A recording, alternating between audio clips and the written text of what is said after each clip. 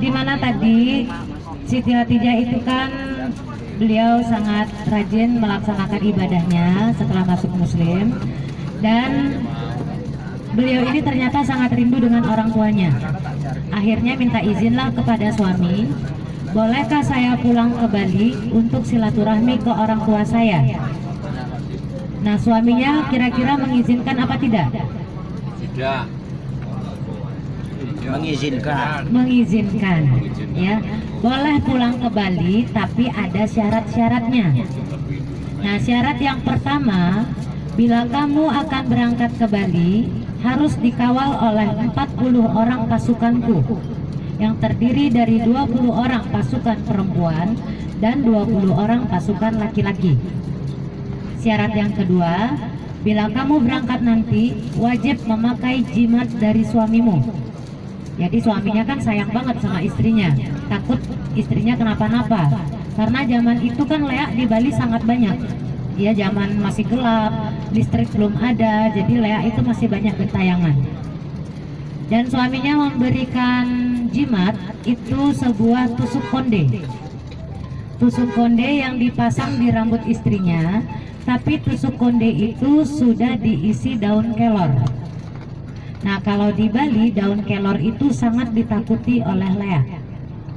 Ya, makanya kalau kita di Bali, di masyarakat ini yang punya bayi, yang punya istri sedang hamil atau cucunya masih balita-balita, rata-rata di pekarangan rumah pasti menanam pohon kelor.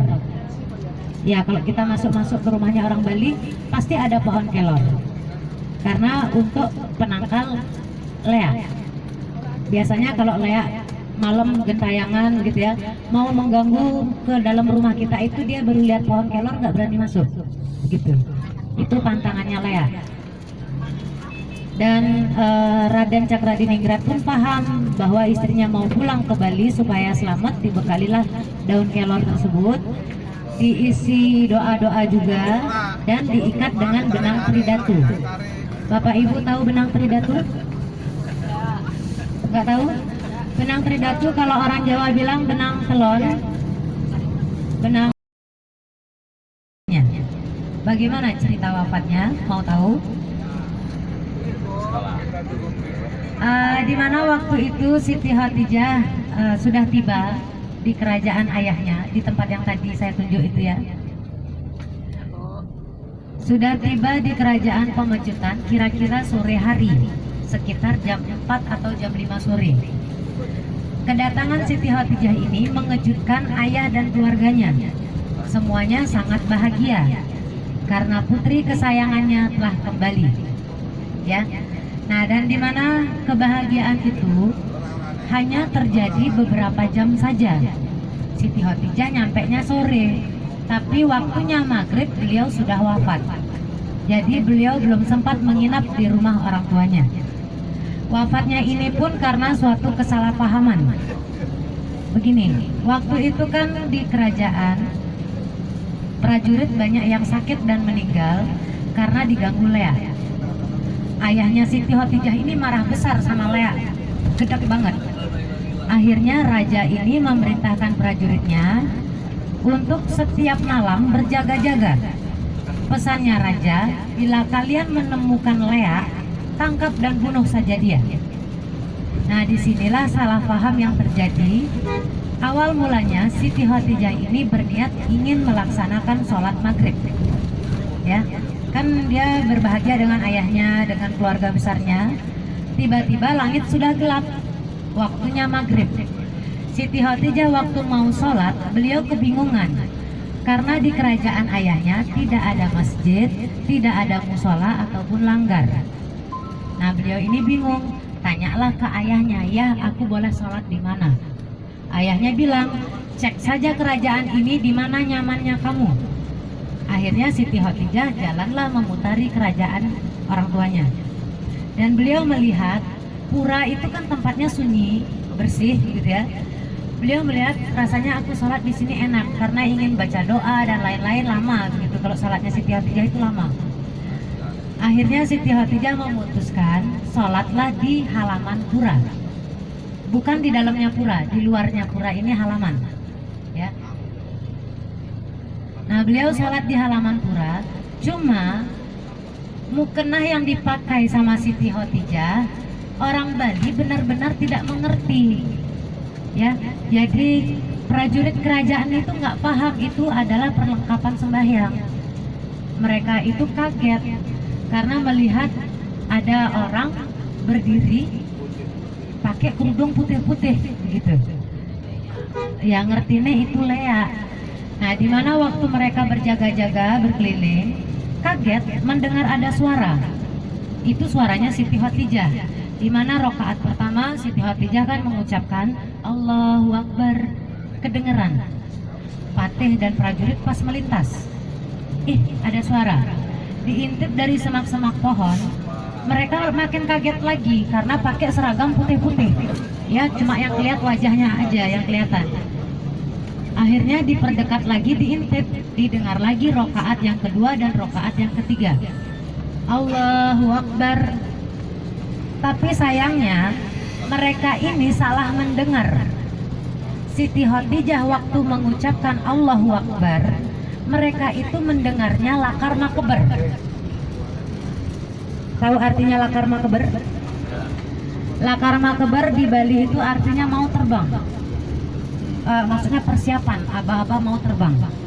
Jadi disangkanya, oh ini Lea mau berubah, mau terbang, ya, mau mau terbang gitu.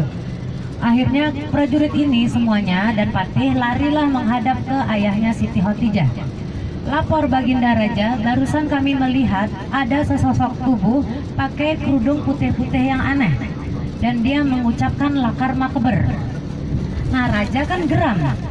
Raja menyangka, oh cepat tangkap dan bunuh saja dia. Dialah Lea yang selama ini mengganggu kerajaan kita. Dan Raja tidak tahu bahwa yang akan dibunuh nanti adalah putri kesayangannya. Ya, disinilah kesalahpahaman tersebut. Yang akhirnya Siti Khotijah pun didekati, diserang dengan senjata keris yang tajam. Jadi ini Siti Khotijah sholat di halaman pura, dikelilingi sama prajurit, ya bersenjata. Dan Patih di depan ini sudah bawa keris yang tajam. Waktu akan membunuh Siti Khotijah pas sudah selesai sholat. Dan beliau langsung kaget, beliau mundur. Beliau pun bertanya kepada Patih, sebentar Paman, ada apa ini? Mengapa Paman ingin membunuh saya? Nah, waktu itu Patih menjawab, kamu adalah Lea yang telah mengganggu kerajaan ini. Jadi sekarang kamu pantaslah kami bunuh. Nah, beliau sempat kaget karena dituduh Lea.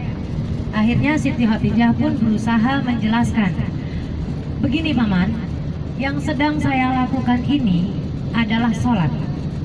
Saya menjalankan perintah Allah Tuhan saya. Dan saya tidak pernah mempelajari ilmu hitam, apalagi mempelajari ilmu Lea. Nah, karena Patih tidak ingin tahu apapun jawaban Siti Khotijah, Patih tidak kenal Allah, tidak kenal sholat dan lain-lain. Akhirnya Patih tetap maju dan ingin membunuh beliau. Nah, disinilah Siti Khotijah panik, situasinya sudah sangat terdesak. Yang akhirnya Siti Khotijah berpesan, sebentar Paman, bila saat ini Paman tetap ingin membunuh saya, silahkanlah bunuh saya. Tapi senjata tajam yang ada di tangan Paman tidak akan bisa mencabut nyawa saya.